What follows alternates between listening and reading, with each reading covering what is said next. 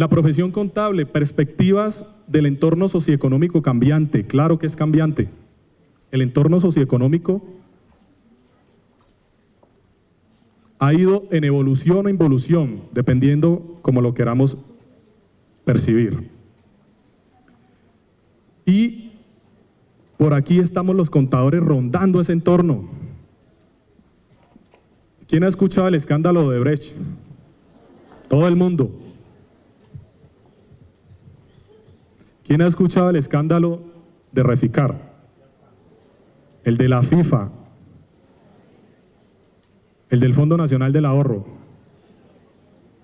Mejor dicho, escándalos tras escándalo. Bueno, más gracias a eso tenemos trabajo.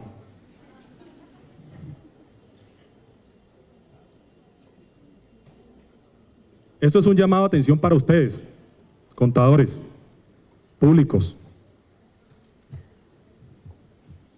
Se ha incrementado la cifra de contadores públicos subiendo y bajando escaleras en la Fiscalía.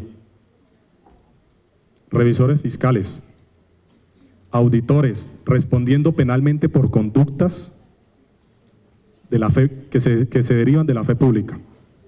Lo escuchaba hace un rato en la intervención de la doctora anterior, frente a la pregunta que le hacían de la parte crítica de la contabilidad. Cuando tú estás en una posición en la cual estás de frente a estos escándalos, pero investigándolos, tú puedes dimensionar el daño y el entorno cambiante. Alguien me preguntaba, bueno, ¿cómo hacemos? ¿Será que dejamos de firmar? No, por supuesto que no. Es simplemente de cuidado, muchachos. De conocer los delitos en los que incurre un contador público. ¿Alguien conoce la ley 222 de 1995? ¿Alguien ha leído el artículo 43 de esa ley? ¿O el artículo 24, el 25, el 26? ¿Alguien conoce la ley 1474?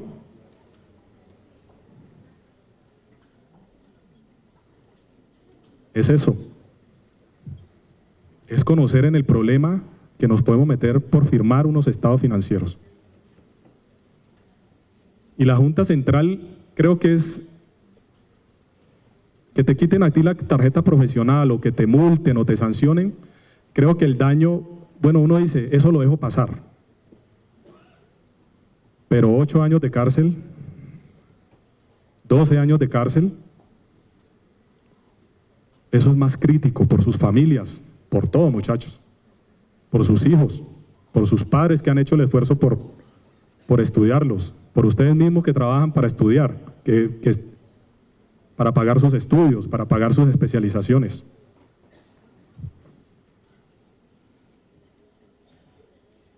Estraval, Reficar, Odebrecht, Interbolsa.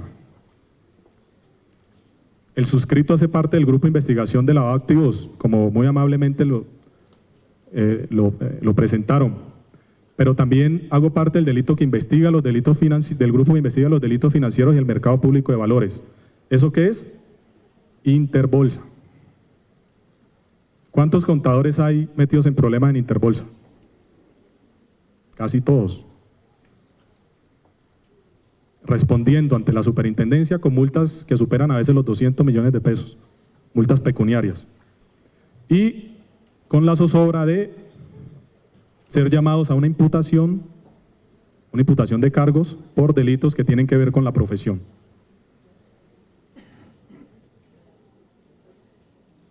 El caso de la FIFA, ahí está, etcétera, etcétera, etcétera.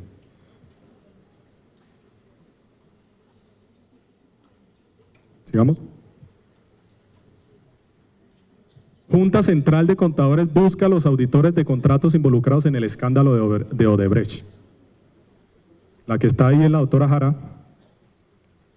Abajo se ve, pero no se alcanza a ver muy bien, pero es una noticia que salió hace poco en Noticias 1, la red independiente. También la pueden reproducir. ¿Y por qué los busca la Junta Central? ¿Por qué? ¿Por qué se les ocurre? Para sancionarlos, primero para investigarlos, Porque ¿cómo taparon más de 11 millones de dólares en sobornos? Con la contabilidad, muchachos. ¿Y quiénes firmaron esos estados financieros? Pues contadores públicos. Ese es el llamado de atención básicamente, o esa es la invitación mejor, a que cuidémonos nosotros mismos, cuidemos nuestro trabajo, cuidemos nuestra profesión, hagamos quedar bien nuestra profesión, porque todos esos escándalos, mire que por ejemplo, cada día, si ustedes ven las noticias, viene, digamos, ayer creo que fue en revista Dinero, salió un artículo también interesante sobre la revisoría fiscal. Léanlo, para que miren la importancia de ser contador y lo bonito que es, pero también en el hilo delgado que estamos con un pie probablemente por fuera de la Junta, por fuera o dentro de la cárcel, dentro de las cárceles. Bueno, esto es una estadística, ahí vemos que los revisores fiscales son los que superan los límites de sanciones, y los verdes son los contadores. Ahí está más o menos las estadísticas, esa fuente es de gerencia.com. Y bueno, ya ahora sí metámonos en la contaduría forense o en la contabilidad forense. Primero definir qué son los delitos económicos. Los delitos económicos los comete una persona, no los comete una empresa, y no lo cometen los estados financieros, lo comete un ser humano que con su actitud contraviene lo estipulado en la ley penal, disciplinaria, contractual, civil, comercial, etcétera, etcétera, etcétera. Frente a eso, ¿qué se les da? ¿Un castigo o una pena? Es la violación de unas normas. Eso es un delito económico. Eso es un delito en Colombia y en general para todos los delitos económicos. Sigamos. Aquí hay tres conceptos: contabilidad, contaduría forense y auditoría forense. Tienden a confundirse, pero no son lo mismo. Luis Fernando García es contador público, contador forense y auditor forense. Un auditor forense no puede ser contador forense, porque los auditores forenses hacen parte de diferentes disciplinas. Por lo general, el externado, que es la universidad que tiene esa especialización, allá van estudiantes de diferentes profesiones: abogados, ingenieros, administradores, economistas, etcétera, cualquiera puede ir a hacer esa especialización. Alguien me decía, pero no es lo mismo. Yo le decía, no. Lo que pasa es que el contador público da fe pública y tú puedes dictaminar. Los auditores forenses que no son contadores no pueden dictaminar un trabajo. En la fiscalía hay dos tipos de informes: uno que es un informe de policía judicial y otro que es un dictamen, y en ese doy fe pública, en el otro no, y los otros los pueden desarrollar otro tipo de profesiones. La auditoría tiene unos limitantes grandes y graves. Alguien me decía lo del alcance de auditoría. Yo le decía, sí, el auditor toma el 100% de la prueba. Y decía, casi nunca. Bueno, eso es una limitación a la de la auditoría. El contador tiene que esforzarse, así lo aburra la cantidad de documentos que haya, tiene que tomarlos todos. Si deja de tomar un documento, eso le va a generar una incertidumbre en su trabajo, por ende, más adelante puede ser controvertido y tumbado algún tipo de prueba en un posible juicio. La contabilidad forense, alguien me decía contabilidad forense. Bueno, la contabilidad, ¿qué es contabilidad? Definamos qué es contabilidad. La contabilidad son los registros. Pero ¿será que la contabilidad tiene la potestad de ejercer contabilidad forense? No. La contabilidad forense la ejerce es una persona que se prepara para contador público para llevar esa contabilidad, ¿sí? O para investigar lo que dicen los números allí. Cuando uno mira un estado financiero, si yo les presentara un estado financiero en este momento, ¿será que uno puede dilucidar ahí algún tipo de irregularidad? Creo que ninguna. El contador forense o el auditor forense tiene que esforzarse para ir más allá, ¿sí? A veces nos da pereza, somos mal pagos. Alguien hablaba acá, el doctor hablaba precisamente de esa falta de independencia. Claro, si tú eres revisor fiscal o contador público y tú observas una irregularidad y tú quieres denunciar a tu patrón, ¿cómo lo haces? ¿No es que tú estás comiendo de él? Discúlpeme por la expresión, pero tú estás viviendo de eso. Entonces, entras en un conflicto de intereses tenaz, ¿sí? En un conflicto de intereses, la revisoría fiscal. Hay quienes, porque me incluyo, creemos que el revisor fiscal debería ser independiente, pero independiente de verdad. O sea, que no lo pague la empresa, lo pague el Estado. ¿Por qué no? Si hay plata para muchas cosas, ¿por qué no? Para pagarle un revisor fiscal, nos evitaríamos toda esta serie de escándalos. Creo yo, es una opinión particular de Luis Fernando García. La función, aquí lo vemos rápidamente, realizamos dictámenes, pero no cualquier dictamen, es un dictamen investigativo, es un dictamen donde tú, sin ir a condenar a una persona, debes plasmar ahí unos resultados de tu investigación. O sea, como que es culpable o como que también es inocente, ¿no? Porque aquí en las investigaciones no todos son culpables. No todo el que está judicializado, investigado es culpable. Sí, eso es uno de los tabús que debemos de ir como rompiendo.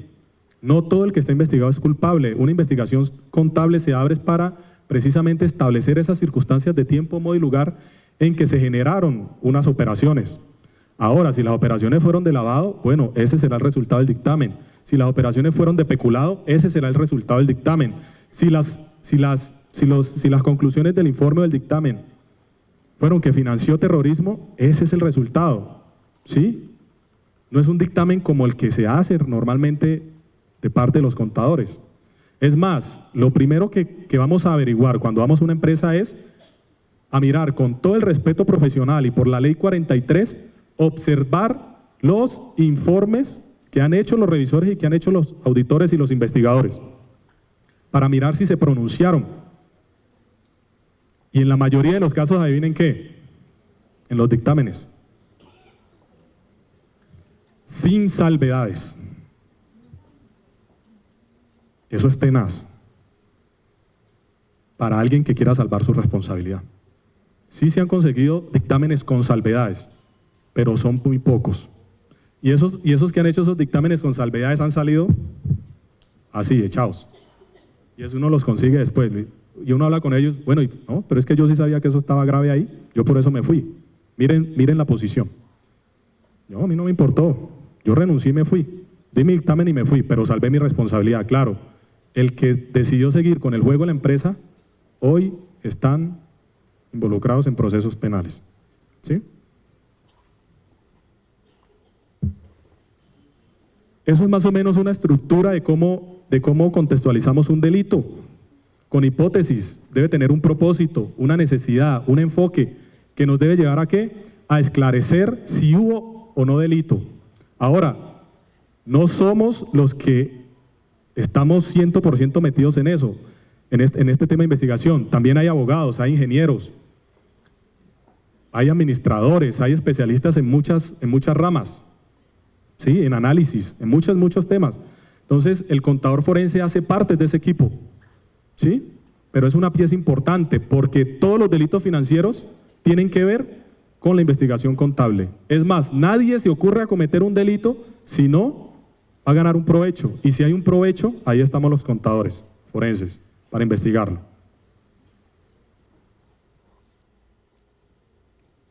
Hablamos de carga dinámica de la prueba, eso suena más como abogado.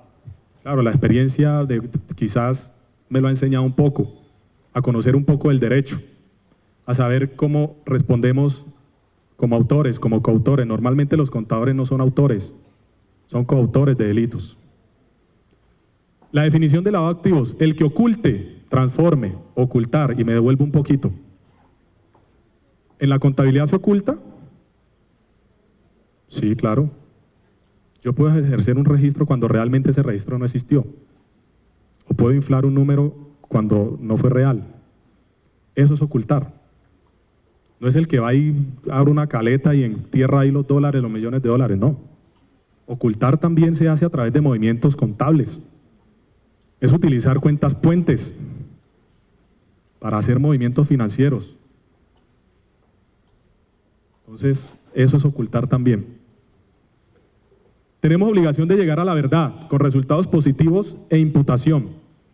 Resultados positivos, bueno, a veces hay resultados negativos y eso es objetividad.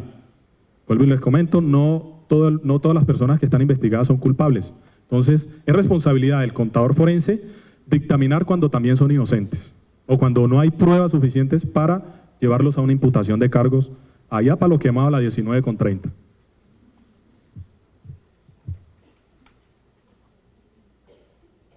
Muchachos, el artículo 46 del Código de Procedimiento Penal habla de la prestación del servicio de peritos. Ahí está, esa es la ley. En Colombia todos estamos obligados, siempre y cuando seamos llamados como peritos, a ejercerlo. Si nos negamos, hay varias causales. Entre esos está el, ¿cómo se le dice? ¿Cómo es el? No somos muy amiguis. Conflicto de intereses, enfermedad grave, que esté en riesgo mi vida, por ejemplo, son, digamos, causales de no prestar el servicio. Pero si no cumplimos con esos, el Estado nos obliga a ser peritos. Es más, los que quieran ser peritos, hay una lista de peritos en la rama judicial y pueden inscribirse y pueden ser llamados a ejercer la pericia, ¿sí? En diferentes ramas.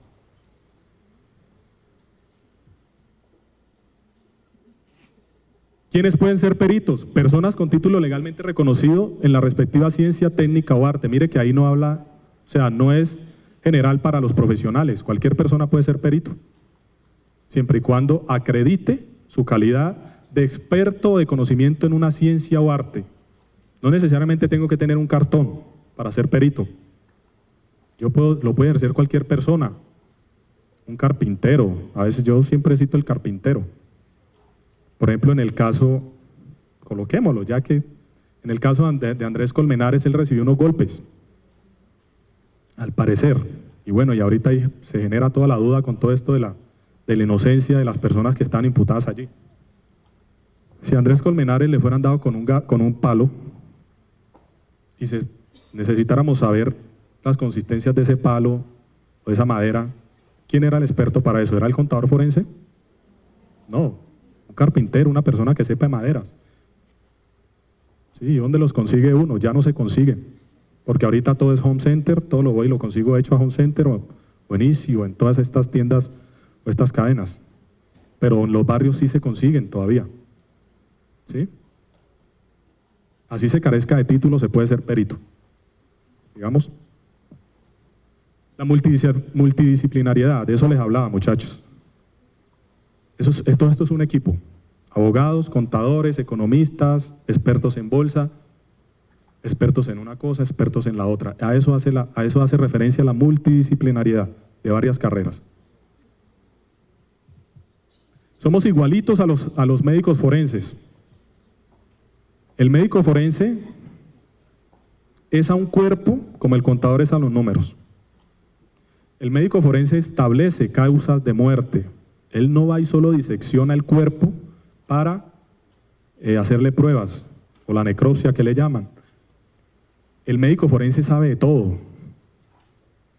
Ese médico que está allá en medicina legal en la sexta, muchachos, sabe hasta lo que uno no se imagina. Mírenlo, ahí está más o menos. Antropólogos, saben de antropología. Saben de odontología, de toxicología, de psicología, de genética, de biología, de balística, de fotografía, de laboratorio, de tanatología, etcétera, etcétera, etcétera. Y ellos son peritos. Y por ese conocimiento dan fe pública. Y dictaminan además, así como nosotros, los contadores forenses. Y acá estamos nosotros, los contadores forenses.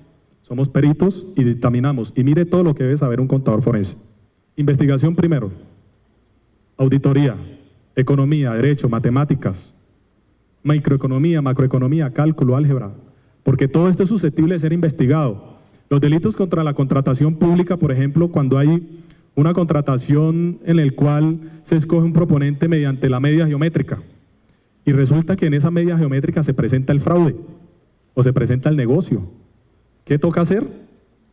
Volver por allá al colegio a leer sobre matemática y a ver cómo implementaron esas fórmulas, cómo las hicieron, pero sobre todo, cómo las manipularon.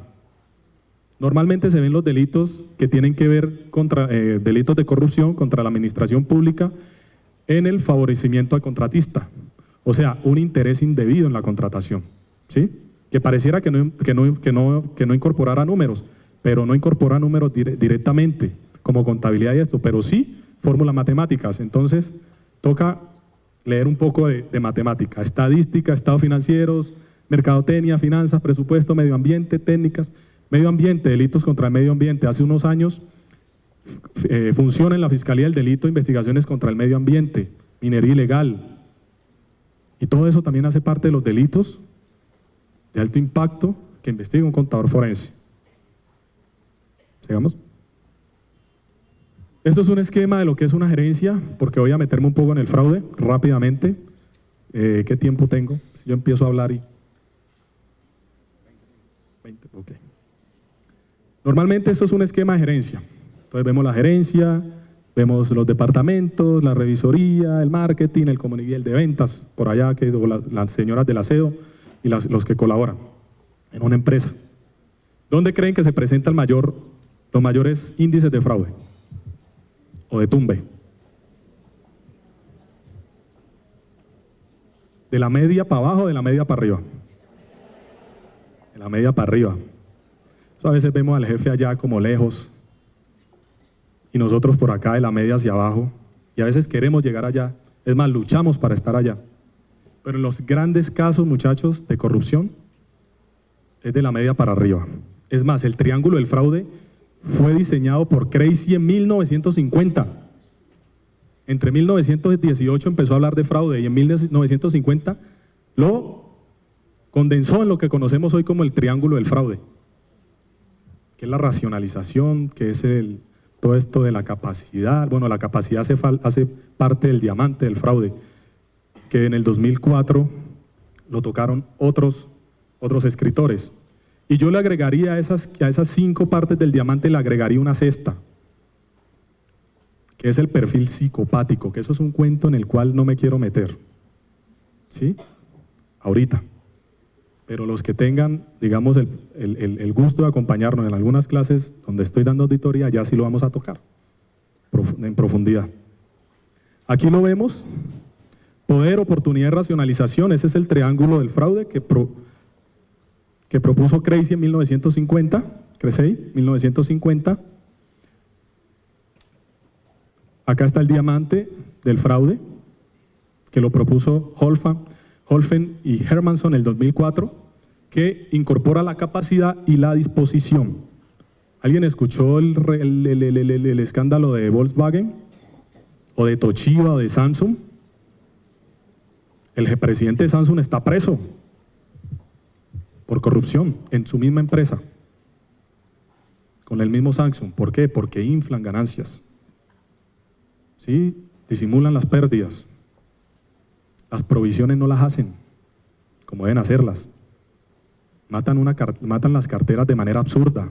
De pronto alguien por allá empieza a recordar, güey madre, sí, yo he matado estos, pero tampoco es para que nos vamos a preocupar. Aquí está el diamante del fraude: presión, racionalización, oportunidad, capacidad y disposición.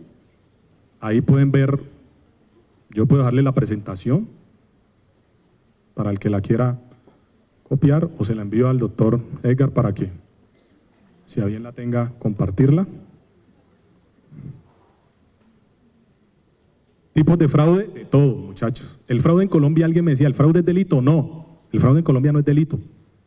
No está tipificado como delito, por ende, no es susceptible de ser, bueno, en un contexto diferente, pero en investigaciones financieras el fraude no es delito, no hace parte de la cadena delictual.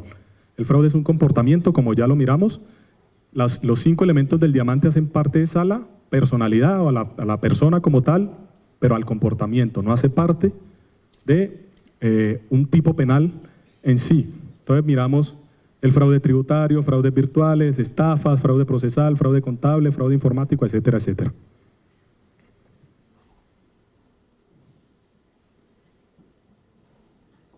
Esa es básicamente la presentación. Les voy a hablar un poco de los delitos financieros y a mostrarles a presentarle mi equipo forense, que para todo lado me acompaña, bueno, parte de él, acá está.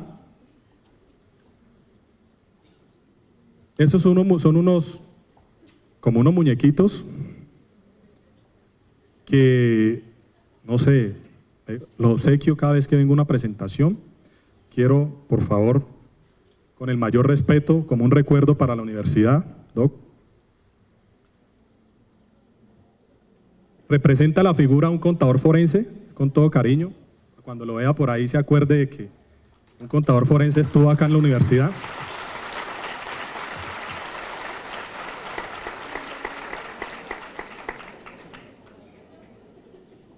Y aquí viene el bolso de visitador médico.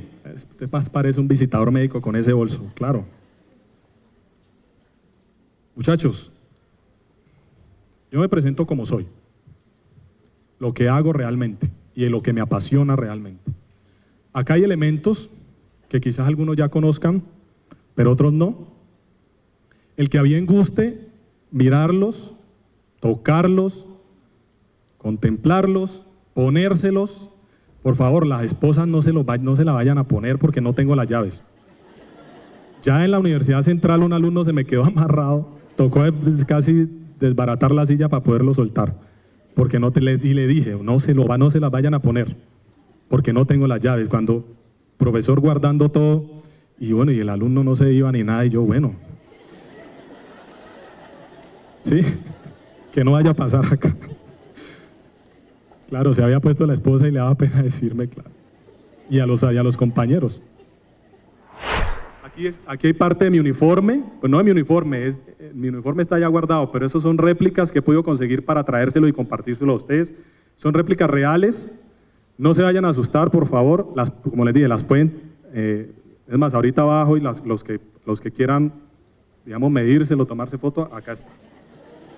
Este es el casco blindado. Pesa, por favor, entonces, para que se lo...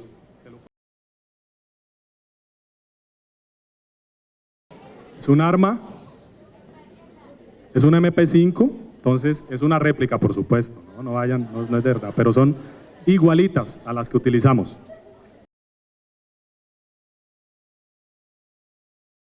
El chaleco de contador forense o auditor forense, acá está, muchachos. Ahí está con las esposas puestas, entonces para que no las vayan a soltar. Armas como las que tengo en mi cinto, que tampoco es de verdad. La de verdad está guardadita, pero digamos, por eso les decía, me presento como soy, siempre ando con un arma en mi cinto, no para asustar, ni para pelear, ni para hacer tiros al aire, sino para ejercer una labor que es constitucional, ¿sí? La Fiscalía investiga, el DAS investigaba, y por ende, pues, nos da también y nos ha entrenado para aportar cierto tipo de elementos, dentro de eso están las armas. ¿Por qué? Porque tiene un riesgo además, ¿sí?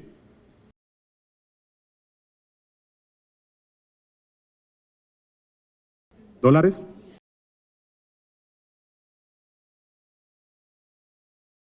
¿Droga? Todos estos elementos representan, digamos, cada parte de lo que hacemos, de lo que investigamos. Y eso por eso es bueno que no se vaya a perder, pero que lo toquen, que lo manipulen, que lo vean. El kit de luces forenses. Es que la luz no la deja, pero sí, como CSI, exactamente. Esto es ciencia. Esos son los reactivos. Si han visto CSI, eso, digamos, tiene una adaptación hollywoodesca, pero realmente nosotros lo utilizamos. ¿Sí? Estos son polvos químicos de verdad, reales, son polvos químicos que con tiempo pues, se podría hacer algún tipo de práctica o algún tipo de ubicación de elementos, de huellas y todo esto con estos reactivos. Acá está el verde, acá está el blanco y acá está el negro. El color depende de la superficie. Si es una superficie oscura, se puede utilizar los de colores reactivos o el blanco. Si es una superficie blanca, pues se utiliza, o si es transparente, se utiliza el polvo negro para sacar a la vida esa persona que estuvo en ese lugar de los hechos. Mis placas ya hacen parte de la historia. Y esto es una pistola Taser.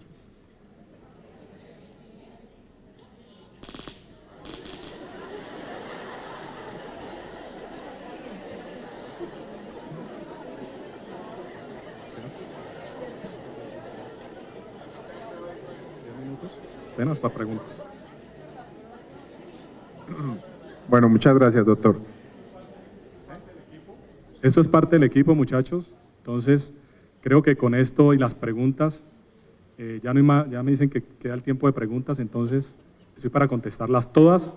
¿Cuál es el error, digamos, más frecuente del revisor fiscal que a pesar de hacer salvedad se pueda ver inmerso en un problema que ha detectado en una sociedad? Es decir, ¿cuál es la omisión más frecuente que comete el revisor fiscal de la que deberíamos nosotros tener cuidado? El sistema financiero, por ley y la superintendencia financiera, la superintendencia vela por que los que tenemos nuestro dinero, nuestro recurso en el sistema financiero, pues no sea mal utilizado o sea, digamos, un banco sea intervenido, liquidado y que perdamos nuestros ahorros. El revisor fiscal de una entidad financiera, durante los 12 informes, argumentó unos errores en la cartera. Entonces, manejaban un sistema que se llama caja cheque, la cuenta 110510, pero resulta que los cheques, si bien es cierto, estaban, la plata nunca entraba. O sea, los cheques no tenían fondos. El revisor fiscal durante los 11 meses le hizo saber a la junta directiva para que subsanara a través de sus gerentes de riesgo, sus gerentes de cartera, subsanara ese impasse. Pero resulta que en el dictamen salía limpio. ¿Sí ve la importancia? ¿Por qué no se pronunció? ¿Por qué no dejó la salvedad en el dictamen? Que es más importante que los informes. ¿Sí? Claro, él argumenta y dice, bueno, listo, mire, pero es que yo me pronuncié, sí, pero ¿por qué el dictamen lo hizo limpio? Si ese es el que más vale. Ese es el que está dando fe, con ese es que usted está dando fe pública. ¿Sí me hago entender? Entonces mire los errores. Para él quizás fue un error. Ah, bueno, pero eso es subsanable, pero resulta que eso se volvió una bola de nieve y que esos cheques, ese sistema de caja cheque, nunca lo pagaron. Entonces la empresa estaba líquida, porque no era una operación, eran miles de operaciones por ese sistema. Entonces mire la gravedad. Creo que con eso puedo, y como ese tipo de detalles son muchos. Entonces juegan con cuentas, utilizan cuentas puentes del pasivo, ¿sí? Para mostrar utilidad positiva, para no mostrar unos gastos, para no provisionar, etcétera, etcétera, etcétera, ¿sí? Al final del periodo. Entonces, esa es la fe pública que dan. Pero cuando se hace el ejercicio real, dan, por ejemplo, que los gastos son muy altos y la utilidad es muy poca. ¿Y por qué les cito el del sistema financiero? Porque es una información pública. Las empresas vigiladas tienen que reportar a la superintendencia y la superintendencia publica en su página sus índices de liquidez, ¿sí? Entonces, eso llamaba inversionista. Entonces, ¿a quién estaba tumbando? A todo el mundo. Estaban tumbando a todo el mundo, a los inversionistas, a los ahorradores, a todo el mundo lo estaban estafando, ¿sí? Le estaban cometiendo fraude. Espero haber dado respuesta con esa. Muchas gracias. Tenemos otra pregunta por acá. Buenas tardes, doctor. ¿Qué más, profe? ¿Cómo está? Gracias. Leía ayer en el artículo de la revista Dinero algunas posiciones de personas que están muy relacionadas con la administración de la profesión y eso. En uno de los apartes mencionaban que los revisores fiscales pues o se hacen los ciegos o tienen mucha concentración de funciones. Muy seguramente esa concentración de funciones hace que a veces se descuiden otras áreas. En su concepto, desde el punto de vista de las técnicas o los aportes de la auditoría forense, ¿qué podría usted aconsejar al revisor fiscal frente a ese tema? Estar alerta a los goles. ¿Se hacen los ciegos? No, yo creería que en ocasiones no. No, lo que pasa es que hay mucha diferencia entre lo que es el dolo y lo que es la culpa. Y permítame referirme a esos dos conceptos. Cuando tú actúas de manera culposa, tú actúas como sin intención, pero si actúas de manera dolosa, actúas con todo el conocimiento y toda la intención de cometer ese hecho. Entonces, creo que es riesgoso referirnos a que si ellos se hacen los ciegos o no, porque si te hacen el ciego es porque tú tienes conocimiento. A veces tú actúas con desconocimiento y la mayoría de los casos de los contadores que están investigados son jóvenes. O sea, yo no es que sea viejo, tengo 36, pero digamos, la mayoría son muchachos que cogen y reclutan de las universidades recién salidos y los llevan a trabajar y les ofrecen buenos sueldos y ya ellos, cuando uno habla con ellos, es más, llegan con una soberbia a veces donde uno, a rendirle una diligencia, un interrogatorio cuando es indiciado en un proceso, y yo lo que le digo, oiga, bájele, hermano.